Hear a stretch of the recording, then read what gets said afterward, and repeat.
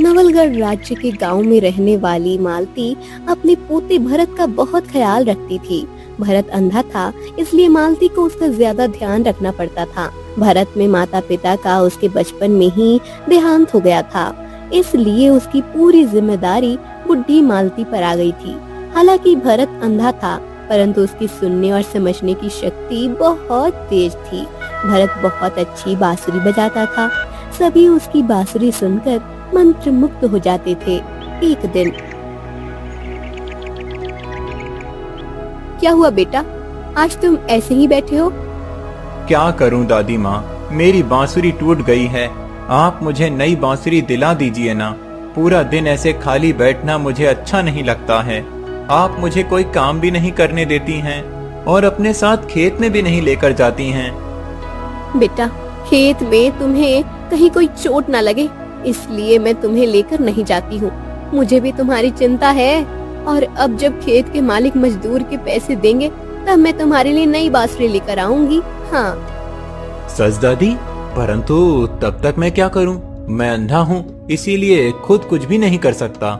ना तो कोई किताब पढ़ सकता हूं और ना आपकी किसी काम में मदद कर सकता हूं। कभी कभी तो मुझे लगता है कि मैं आप पर बोझ बन गया हूं। नहीं बेटा, ऐसा मत कहो। तुम ही तो मेरे जीवन का आधार हो। तुम हो इसलिए मैं जीवित हूँ, नहीं तो अपने बेटे की मृत्यु को देखकर कौन सी माँ जीवित रह सकती है। वो सब छोड़ो, मैं तुम्हें कहानी सुनाती हूँ, ठीक है? तुम्हारा मन बहल जाएगा। फिर मालती भरत को कहानी सुनाने लगती है। ऐसे ही कुछ दिन बीत जाते हैं।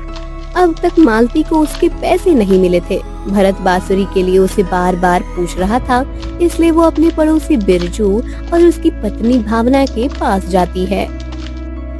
अरे मालती काकी, तुम इस समय क्या हुआ? सब ठीक तो है ना? हाँ हाँ, सब ठीक है। मुझे तुम्हारी थोड़ी मदद चाहिए थी। हमारी मदद? हम तुम्हारी मदद कैसे कर सकते हैं? मुझे थोड़े पैसे चाहिए थे। पैसे? किस लिए काकी? अरे भरत की बांसुरी टूट गई है, उसके लिए नई बांसुरी खरीदनी है, इसलिए मुझे थोड़े पैसे चाहिए थे। अच्छा, इसलिए कल भरत की बांसुरी के सुर सुनाई दे रहे थे, तभी मैं सोचूं कि कितने दिन हो गए कि भरत की मधुर बांसुरी सुनाई नहीं दे रही है।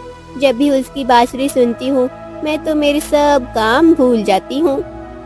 मेरे पोते की किस्मत में इस जगत को अपनी आंखों से देखना तो नहीं है, परंतु उसके बांसुरी के सुरों से वो इस जगत को सुख देता है। इसलिए कह रही हूँ कि मुझे थोड़े पैसे दे दो तो मैं उसे नई बांसुरी खरीद कर दे दूँ। तुम्हारी बात सही है मालती काकी, परंतु मेरे पास भी अभी पैसे नहीं हैं। जब मिलेंगे तब दे दूंगा। मालती समझ जाती है कि बिरजू से कोई मदद नहीं मिलेगी। वो अपने घर वापस आ जाती है। भरत फिर उसे बांसुरी के बारे में पूछता है। बेटा, मैं अभी वन में जाकर लकड़ियाँ तोड़ कर लाती हूँ, उसके बाद हम बांसुरी के बारे में देखते हैं, ठीक है? बुढ़ी मालती वन में जाकर लकड़ियाँ तोड़ कर लाती है। वो लकड़ियों को बांधकर जब घर के लिए लौट रही थी, तब उसे मिट्टी में एक लकड़ी पड़ी हुई दिखाई देती है। मालती उस लकड़ी को उठाती है और देखती है। उस लकड़ी को देखकर मालती के चेहरे पर चमक आ जाती है। अरे वाह, ये तो एक बांसुरी है। मैं सोच ही रही थी कि अब भरत को बांसुरी के बारे में क्या उत्तर दूं।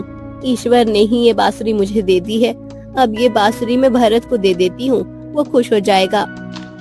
मालती वो बांसुरी लेकर घर आती है। भरत, ये लो, मैं तुम्हारे लिए बांसुरी लेकर आई हूँ। दादी, ये बांसुरी मेरे लिए? मैं कितने दिनों से बांसुरी की प्रतीक्षा कर रहा था। हाँ, अब तुम ये बांसुरी बजाओ और अपने साथ सबका मन बहलाओ। आज पड़ोस वाले भी तुम्हारे बांसुरी के सुरों को सुनना चाहते थे। भरत बांसुरी लेकर एक छड़ी के सहारे आंगन में आता है और एक पत्थर पे बैठकर बांसुरी बजाने लगता है। मालती उसे बांसुरी बजाते हुए देखकर प्रसन्न हो जाती है। उसकी बांसुरी के सुर सुनते ही आसपास के लोगों के कान तृप्त होने लगते हैं। भरत की बांसुरी सुनकर हमेशा तृप्त होने वाला बनवारी आता है और मालती काकी, कितने दिनों के बाद आज भरत की बांसुरी सुन रहा हूँ। हाँ, उसकी बांसुरी टूट गई है, इसलिए इतने दिन वो बांसुरी नहीं बजा पा रहा था। अब देखो, उसे नई बांसुरी मिल गई है तो कितने अच्छे सुर बजा रहा है। हाँ, मैं तो जब भी भरत की बांसुरी सुनता हूँ अपनी सुध बुध खो देता हूँ। भरत अब खुश होकर रोज बांसुरी बजाने लगता है। एक दिन आंखें बंद करके भरत बांसुरी बजा रहा था, तब अचानक उसे ऐसा महसूस होने लगता है कि उसके अंदर कोई शक्ति जागृत हो गई है। उसके मन की आंखों से उसे एक धुंधला सा चित्र दिखने लगता है। वो देखता है कि वन में एक पेड़ के नीचे एक सोने की मोहरों से भरा हुआ कलश रखा हुआ है। अचानक वो शक्ति गायब हो जाती है और भरत अपनी आंखें खोलता है। अब उसके सामने अंधेरे के सिवा और कुछ नहीं होता। अरे, ये सब क्या था? लग रहा था कि मैंने कुछ देखा, परंतु ऐसा कैसे हो सकता है? मैं तो अंधा हूँ, फिर मैंने वो सब कैसे देखा? तभी उस बांसुरी से आवाज आती है। बांसुरी कहती है कि ये सब तुमने अपनी मन की आंखों से देखा है और जो तुमने देखा है वो सत्य है। कुछ देर के बाद मालती आती है। दादी दादी, आज एक अद्भुत घटना घटी है। क्या हुआ? तुम ऐसा क्यों बोल रहे हो? दादी, आज मैं ये बांसुरी बजा रहा था, तब अचानक मुझे ऐसा लगा कि मुझ में कोई शक्ति जागृत हो गई है। मैंने देखा कि वन में एक बड़े से पेड़ के नीचे एक सोने के सिक्के से भरा कलश छुपा हुआ है। क्या? ये सब क्या बोल रहे हो तुम?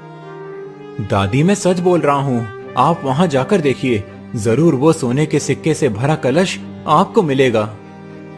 मालती भरत की बात पर ध्यान नहीं देती है। भरत की बात उसके घर के पीछे खड़े रहकर बिरजू और भावना सुन लेते हैं। उनके मन में लालच पैदा हो जाता है। अरे वाह, सोने के सिक्के से भरा कलश! हमें ये कलश प्राप्त हो गया तो हम धनवान बन जाएंगे। हाँ, परंतु ये भरत तो अंधा है, ये कैसे देख सकता है कि दूर वन में क्या है? वो सब तो पता नहीं है, परंतु यदि इसकी बात सत्य हो गई तो विचार करो, हमें कितना धन मिलेगा। भावना और बिरजू उस लालच के चलते वन में पहुंच जाते हैं। जिस वन का वर्णन भरत ने किया था, उस पेड़ को ढूंढकर उसके नीचे दोनों खोदने लगते हैं। उन्हें एक सोने के सिक्के से भरा कलश मिल जाता है।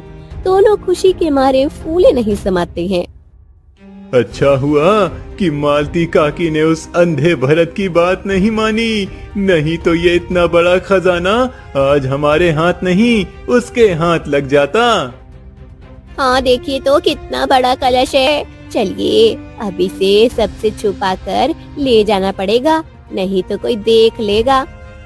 कुछ ही समय में अंधेरा हो जाएगा, फिर हम चलते हैं। भावना और बिरजू अंधेरा होने की प्रतीक्षा करते हैं। अंधेरा होने के बाद दोनों उस बड़े कलश को अपने घर लेकर आते हैं। मालती उन्हें अपने घर की खिड़की से देख लेती है।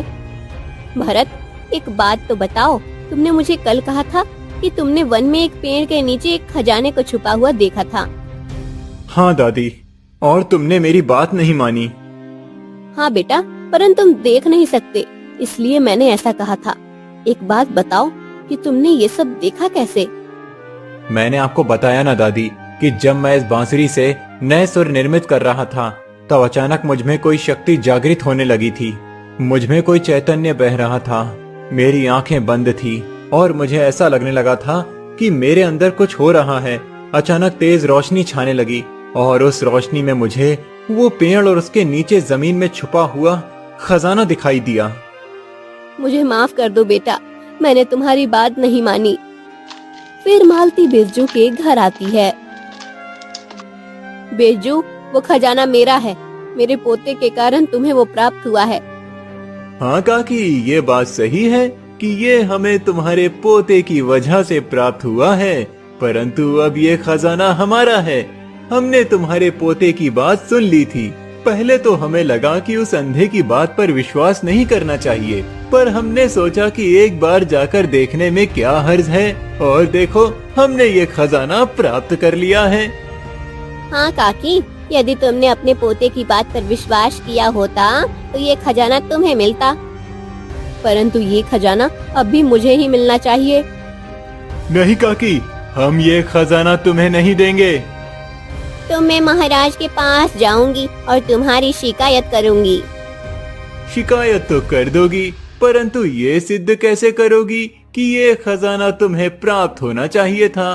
तुम्हारे अंधे पोते की बात पर कोई विश्वास नहीं करेगा। तुम कुछ नहीं कर सकती हो मेरे विरुद्ध। बिरजू की बात सही थी, इसलिए मालती वापस आ जाती है। वो चाह कर भी कुछ भी नहीं कर सकती थी। फिर कुछ दिनों के बाद भरत बांसुरी बजाने लगता है। इस बार भी उसके शरीर में वही शक्ति दौड़ने लगती है। इस बार वो अपनी मन की आंखों से देखता है कि उनके राज्य पर एक बहुत बड़ी विपत्ति आने वाली है। वो ये बात मालती को बताता है। वो भी उसकी बात मानती है और उसे लेकर महाराज आशीष के पास आती है।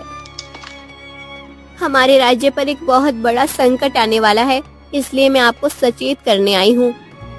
ये तुम क्या बोल रही हो बुढ़िया? हमारे राज्य पर कौन सा संकट आने वाला है?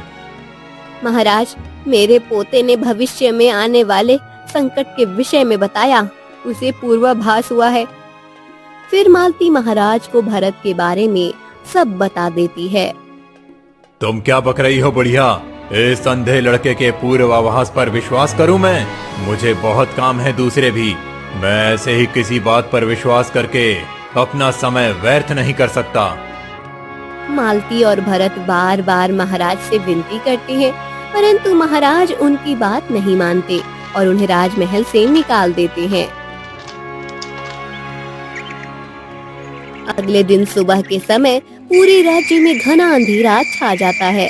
पंछी जो खाना ढूंढने निकले थे वो सब अपने घोंसलों में लौटने लगते हैं। सभी लोग अपने अपने काम छोड़कर उस अंधेरे को देखने लगते हैं। किसी को समझ नहीं आता कि अचानक इतना अंधेरा कैसे छा गया। तभी काले धुएं के साथ बहुत बहुत बड़ा राक्षस उस राज्य में प्रवेश करता है। सब लोग उसे देखकर इधर उधर भागने लगते हैं। भागो भागो, इस राक्षस ने ये अंधेरा फैलाया है। कोई जाकर महाराज को ये बताओ बताओ। अब मैं इस पूरे राज्य में अंधेरा फैला दूंगा और यहाँ अंधेरे का साम्राज्य स्थापित होगा। कोई जाकर महाराज को उस राक्षस के बारे में बताता है। अब महाराज को भरत की बात पर विश्वास हो जाता है। वो उस अंधेरे से मार्ग से निकलकर भारत से मिलने आता है और मुझे क्षमा कर देना भरत, मैंने तुम्हारी बात पर विश्वास नहीं किया और इतने बड़े संकट को निमंत्रण दे दिया। अब तुम ही हमें इस संकट से बाहर निकाल सकते हो। हाँ बेटा, जिस तरह तुम्हें बांसुरी से उस संकट के बारे में पता चला था, कदाचित उसका उपाय भी उसी बांसुरी से पता चलेगा। ठीक है दादी, मैं एक बार फिर से वो बांसुरी बजाता हूँ। भरत बांसुरी बजाने लगता है। इस बार उसके शरीर से प्रवाहित हुई शक्ति उसे उस संकट से मुक्त होने का मार्ग दिखाती है। फिर महाराज, बांसुरी ने उपाय बताया है। यदि आप पहाड़ी वाले मंदिर में जाकर अखंड दिया जलाएंगे तो ये अंधेरे वाला राक्षस नष्ट हो जाएगा। ठीक है, मैं अभी वहाँ जाकर ज्योत प्रज्वलित करता हूँ। महाराज आशीष एक पवित्र दिया लेकर मंदिर में जाते हैं और वहाँ दिया प्रज्वलित करते हैं। उस दिए की जलती ज्योत के प्रकाश से धीरे धीरे वो राक्षस नष्ट होने लगता है और अंधेरा भी गायब हो जाता है। भरत, तुम नेत्रहीन होकर भी इस राज्य के मसीहा बन गए। आज यदि तुम नहीं होते तो हमें इस संकट से कोई मुक्त नहीं कर पाता। नहीं महाराज, ये तो मेरा कर्तव्य था। मैं राज्य के लिए और कुछ नहीं कर सकता, परंतु आने वाले संकट से आपको सचेत अवश्य कर सकता हूँ। हाँ, आज से मैं तुम्हें अपना सलाहकार नियुक्त करता हूँ। तुम इस दिव्य बांसुरी के स्वरों से मुझे जो सलाह दोगे मैं उसे अवश्य मानूंगा और तुम्हें उचित मूल्य भी दूंगा। महाराज, मुझे हमेशा अपने इस पोते की चिंता रहती थी। ये अंधा है, मेरे बाद इसका क्या होता यही विचार करती थी, परंतु आज इसकी किस्मत बदल गई है। अब इसे कभी किसी के सामने अपने हाथ नहीं फैलाने पड़ेंगे। महाराज भरत को लेकर राजमहल चले जाते हैं। भरत महाराज के साथ काम करने लगते हैं। वे अपनी बांसुरी बजाकर महाराज को राज्य में होने वाली अच्छी और बुरी सभी घटनाएं बताने लगता है, जिसका महाराज को बहुत फायदा होता है। अब भरत और मालती धनवान बनने लगते हैं। ये देखकर भावना, मुझे लगता है कि उस अंधे की उस बांसुरी में ही कुछ जादू है। यदि हमें वो बांसुरी मिल जाए तो उसके स्थान पर हम महाराज को भविष्य में होने वाली बातें बता सकते हैं। भावना को बिरजू का विचार अच्छा लगता है और वो दोनों उस बांसुरी को चुराकर अपने घर ले आते हैं। जैसे ही बिरजू उस बांसुरी को अपने होठों से लगाता है, उसकी आंखों के सामने अंधेरा छा जाता है और वो अंधा बन जाता है। भावना, मुझे कुछ दिखाई नहीं दे रहा है, मुझे कुछ नहीं दिख रहा। क्या ये अचानक क्या हो गया आपको? बिरजू और भावना को समझ नहीं आता कि उनके साथ क्या हुआ है। वो जोर जोर से चिल्लाने लगते हैं। तब उनकी आवाज सुनकर मालती और भरत वहाँ आते हैं। मालती भरत की बांसुरी बिरजू के हाथ में देखती है। बांसुरी अपने आप भरत के हाथों में आती है और बिरजू, तुमने लालच में आकर भरत से मुझे दूर करने का प्रयास किया है, इसलिए तुम्हें ये दंड मिला है। ये बांसुरी सिर्फ उसकी हाथों में शोभा देती है जिसका मन साफ हो। अब दंड स्वरूप अगले 1 महीने तक तुम्हारी आंखों की रोशनी वापस नहीं आएगी। तब तुम्हें पता चलेगा कि भरत ने आज तक क्या कुछ सहा है।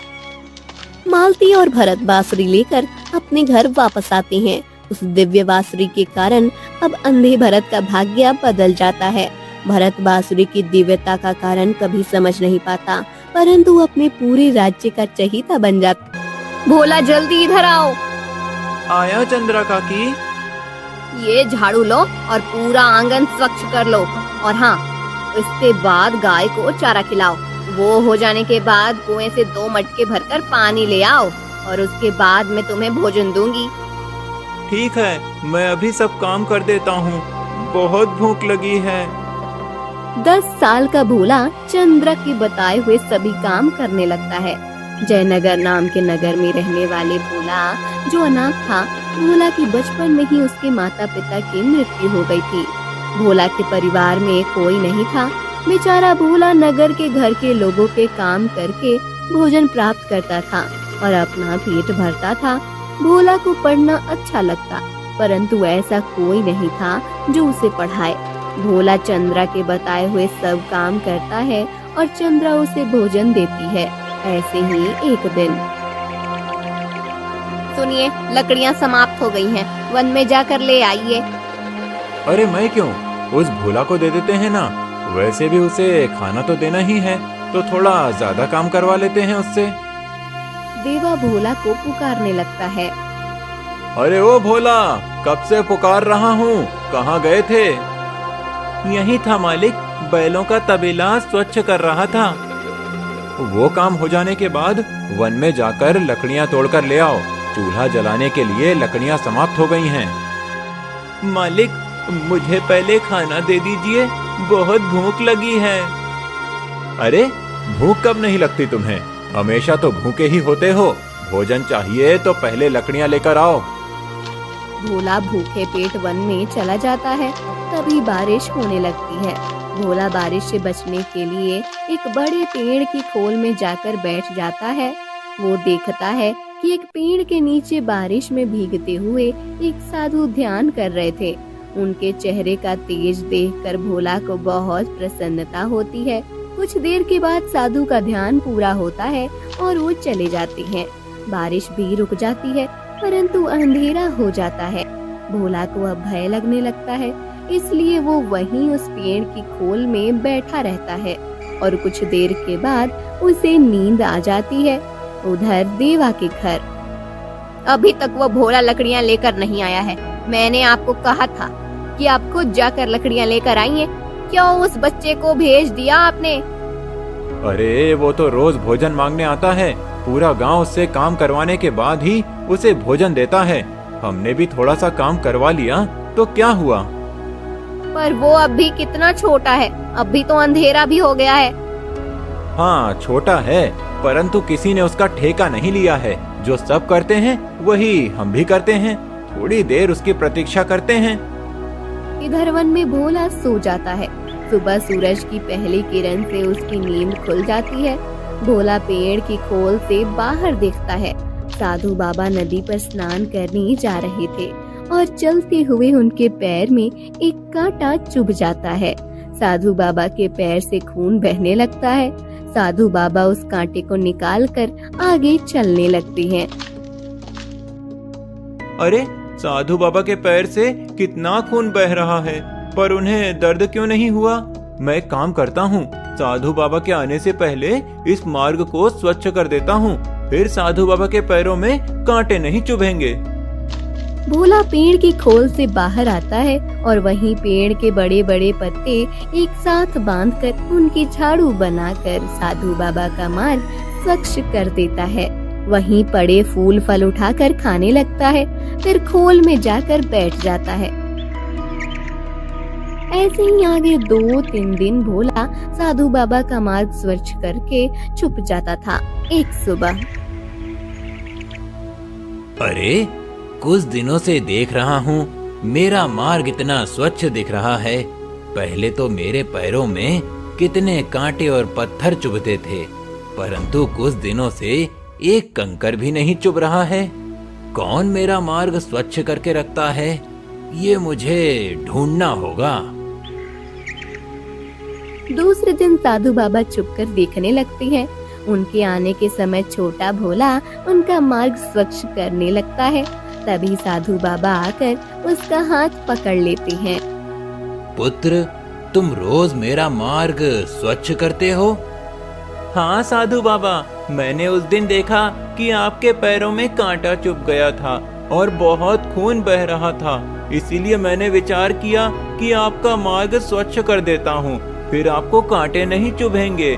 परंतु साधु बाबा, आपके पैर से खून बह रहा था, फिर भी आपको पीड़ा कैसे नहीं हुई? मुझे तो थोड़ी सी भी चोट लगती है तो मुझे कितनी पीड़ा होती है। पुत्र, मैं रोज ध्यान करता हूँ, इसीलिए मेरे शरीर और भावनाओं पर नियंत्रण हो गया है। परंतु एक बात बताओ, तुम इस वन में क्या कर रहे हो? तुम्हारे माता पिता कहाँ हैं? मेरे माता पिता नहीं हैं। मैं तो नगर के लोगों के काम करके भोजन प्राप्त करता हूँ। मुझे काम करना अच्छा नहीं लगता, परंतु यदि मैं काम नहीं करूँगा तो मुझे कोई भोजन भी नहीं देता। मेरे भाग्य में काम करके भोजन प्राप्त करना ही लिखा है। मुझे पढ़ना है, परंतु कोई मुझे पढ़ाई भी नहीं करने देता। पुत्र, तुम्हें पढ़ने की इच्छा है तो तुम मेरे साथ रहो, मैं तुम्हें पढ़ाऊंगा। तुम्हें यहाँ कोई काम करने की भी आवश्यकता नहीं है। नहीं साधु बाबा, मुझे आपकी सेवा करना बहुत अच्छा लगता है। मैं आपके लिए कुटिया बनाता हूँ, आप उस कुटिया में रहिए। मैं रोज आपके लिए मीठे फल लेकर आऊंगा। आपके साथ रहने में मुझे बहुत खुशी होगी। नगर के लोगों के काम करने से तो आपकी सेवा करना अच्छा है। उस दिन से भोला साधु बाबा के साथ रहने लगता है। साधु बाबा भोला को वेद पाठ का शिक्षण देने लगते हैं। भोला रोज साधु बाबा के लिए जल और फल लेकर आता था। उनके पूजा अनुष्ठान की पूरी तैयारी करके देता था। साधु बाबा को उसका समर्पण और सेवा देखकर उस पर बहुत गर्व होता था। ऐसे ही 8 साल बीत जाते हैं। भोला, मैंने अपनी पूरी विद्या तुम्हें सिखाई है। अब तुम वेद पाठ अनुष्ठान कर सकते हो। किसी के घर में जाकर पूजा या यज्ञ कर्म भी कर सकते हो। परंतु साधु बाबा, मुझे यहीं आपके साथ में रहना है। मैं आपको छोड़कर नहीं जाऊंगा। तुम्हें मुझसे बहुत स्नेह है, ये मैं जानता हूँ पुत्र, परंतु मुझे अब इस वन का त्याग करना है। मुझे अब हिमालय में जाकर एक बहुत बड़ी तपस्या करनी है। मैं चाहता हूँ कि तुमने मुझसे ये जो ज्ञान प्राप्त किया है, तुम उसका प्रचार करो। नगर के लोगों के पास जाकर पूजा अनुष्ठान करके, धर्म का कार्य करके तुम जैसे और बच्चों को ये ज्ञान दो और भविष्य में और उत्तम कार्य करो। ठीक है साधु बाबा, मैं आपकी आज्ञा को मानकर वो सभी कार्य करूंगा। आज आपके कारण मैं इस योग्य बन पाया हूँ। जो लड़का नगर के काम करके 2 समय का रूखा सूखा भोजन प्राप्त करता था, वो आज एक पंडित बनकर उसी नगर में जाएगा। परंतु साधु बाबा, मैं अब वो भोला नहीं हूँ जो पहले था। मुझे तो लगता है कि कदाचित नगर वासियों ने मेरा नाम भी भोला इसी कारण से रखा होगा कि इसे कुछ समझ नहीं आता। मैं किसी की भी बात मान लेता था, इसीलिए अब मुझे उसी स्थान पर जाने में संकोच हो रहा है। संकोच धारण करने का कोई कारण नहीं है पुत्र। मैं तुम्हें एक नया नाम देता हूँ। अब तुम पंडित बन गए हो और तुम्हारा परिचय अब पंडित भानुदास होगा। सब तुम्हें पंडित कहकर सम्मान देंगे। अब मेरे जाने का समय हो गया है। तुम्हारा कल्याण हो पुत्र। मुझे पूर्ण विश्वास है कि तुम धर्म कार्य अच्छे से करोगे और अपना भविष्य उज्जवल करोगे। परंतु एक बात सदा स्मरण रहे कि अपनी प्रशंसा सुनकर कभी भी अभिमान धारण मत करना। अभिमान कब अहंकार बन जाता है, ये हमें समझ नहीं आता।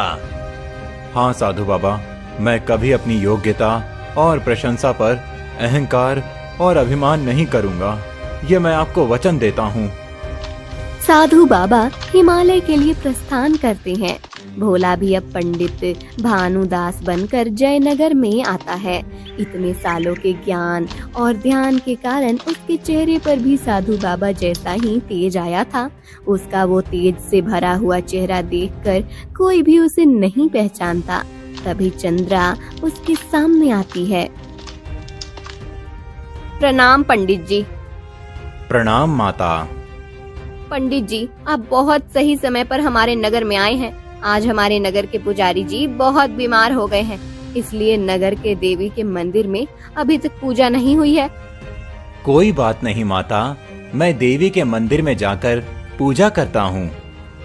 पंडित भानुदास मंदिर में पूजा करने जाते हैं। तभी वहाँ देवा, शीला और बाकी कुछ नगरवासी आते हैं। चंद्रा बहन, ये कोई नया पंडित आया है नगर में? पता नहीं देवा भाई कहाँ से आया है, परंतु आया है वो सही समय पर। देखो, आज मंदिर में पूजा नहीं हुई है, हमारे पुजारी जी बीमार हैं। परंतु ये तो उम्र में छोटा लगता है, 18-20 साल का होगा। ये देवी की पूजा ठीक तरह से कर तो पाएगा ना? कहीं कोई चूक हो गई तो कहीं देवी का कोप ना हो जाए। नहीं शीला, उसके चेहरे की तेज ही बता रहे हैं कि वो कितना विद्वान है। हाँ, उम्र में छोटा है, परंतु मुझे लगता है कि वो बहुत अच्छा पूजा करेगा। चलो जाकर ही देख लेते हैं। देवा और बाकी सब मंदिर में जाकर देखने लगते हैं। भोला उर्फ पंडित भानुदास बहुत अच्छी पूजा करता है। उसकी की हुई पूजा और आरती देखकर सभी नगरवासी मंत्रमुग्ध हो जाते हैं। पंडित जी, आपने तो बहुत अच्छी पूजा की है। शीला देखो, देवी के चेहरे पर कितना मनमोहक हास्य दिख रहा है। हाँ, मुझे तो लगता है कि अब पंडित जी को ही रोज ये पूजा करनी चाहिए। पंडित जी, आप इस नगर के नहीं हैं, कहाँ से आए हैं? मैं भानुदास हूँ। वन में रहकर मैंने एक बहुत बड़े सिद्ध महापुरुष से ज्ञान प्राप्त किया है। पंडित जी, चलिए आप मेरे घर, मैं आपके लिए शुद्ध सात्विक भोजन बनाती हूँ। नहीं नहीं चंद्रा बहन, पंडित जी को आज मेरे घर का आदरातिथ्य स्वीकारने दो। तुम्हारे यहाँ कल बुला लेना। चलो शीला, पंडित जी के लिए भोजन का प्रबंध करो। कुछ सालों पहले जिस भोला को लोग अपने घर के काम करवाने के बाद रूखा सूखा और बासी भोजन देते थे, वही लोग आज उसे शुद्ध भोजन देने के लिए लड़ रहे थे। उस दिन के बाद से पंडित भानुदास नगर में मंदिर में पूजा करने के साथ ही नगरवासियों के घरों में भी पूजा और यज्ञ अनुष्ठान करने लगते हैं। एक दिन उस राज्य के महाराज सुधाकर, मंत्री जी, कल रात मेरे सपने में गुरुदेव आए थे और उन्होंने मुझे आदेश दिया कि एक यज्ञ का आयोजन करना है।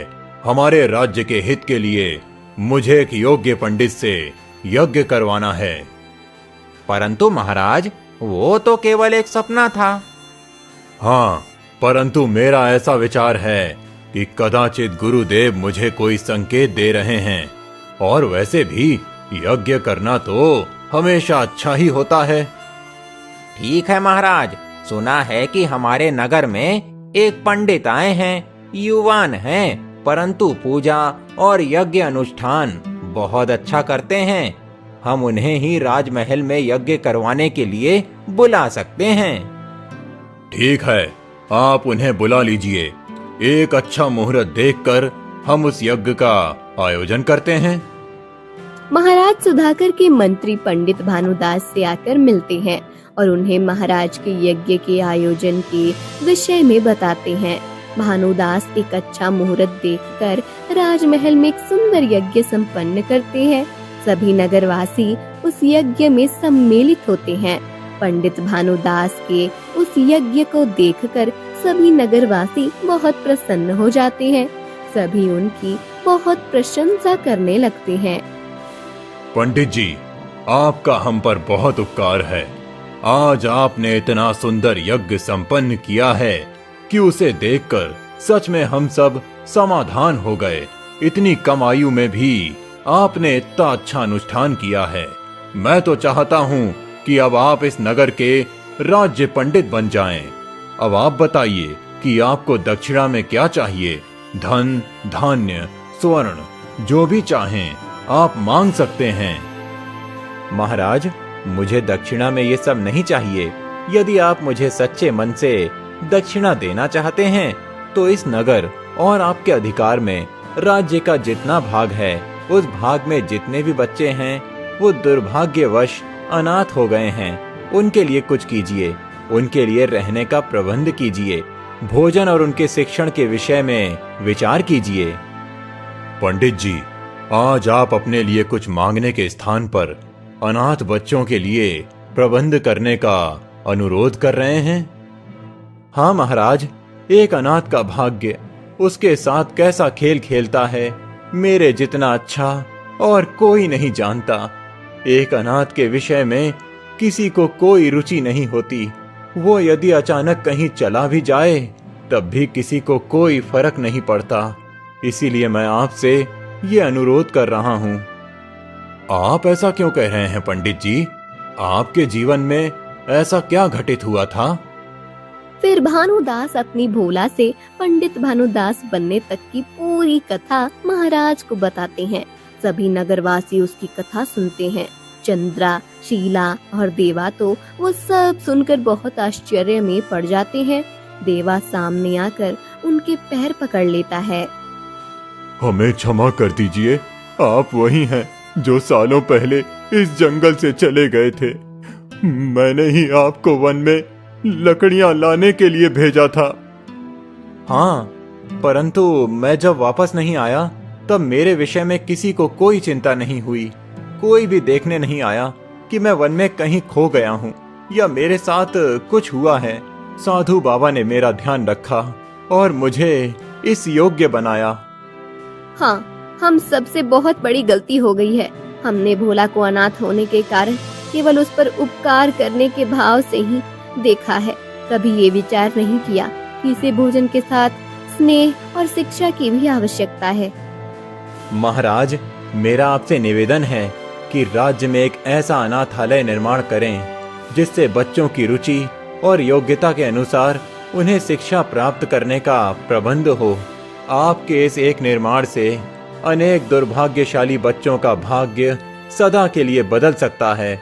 मैं खुद भी उन बच्चों को शिक्षित करूंगा।